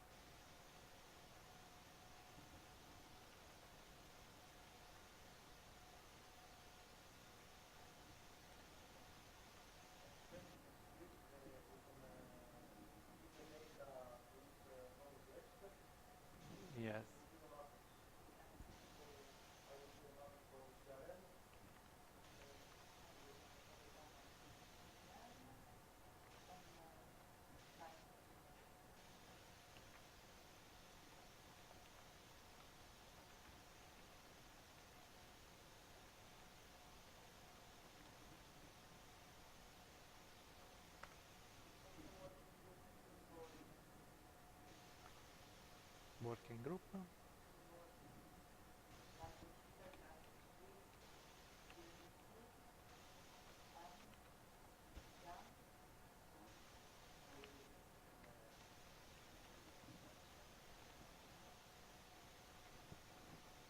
Life uscita.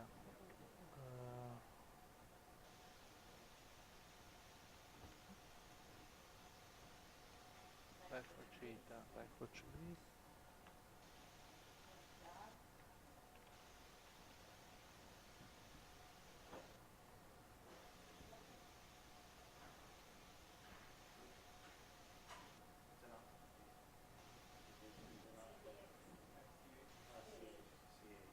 CH.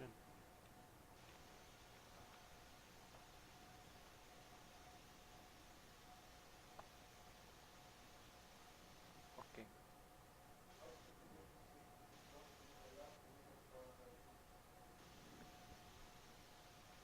In the last week we can start to, yeah.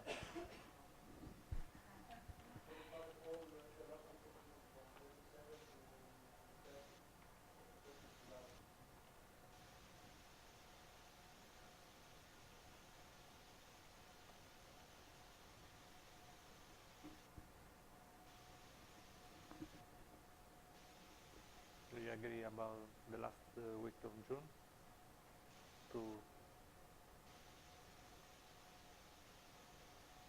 We can start with a webinar, a meeting, a web meeting.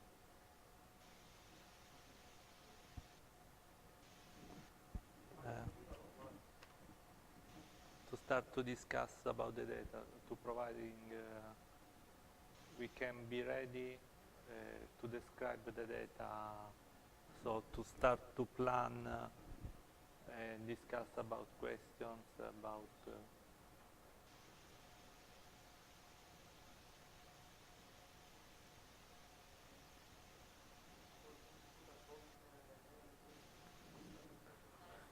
yes, I'm thinking to open a site in the LifeWatch community with all the collaborative tools like wiki and forum and so on. So we can,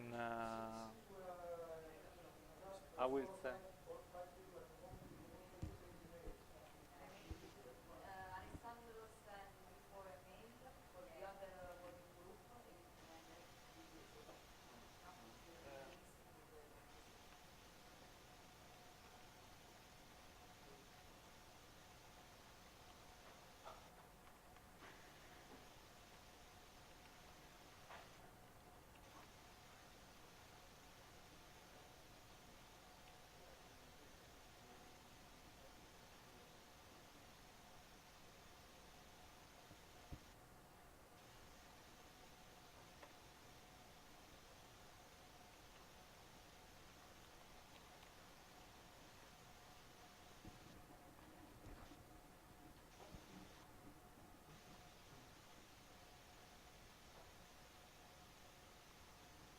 Okay. Something to add? People? There are something. Anna, would you like to add something?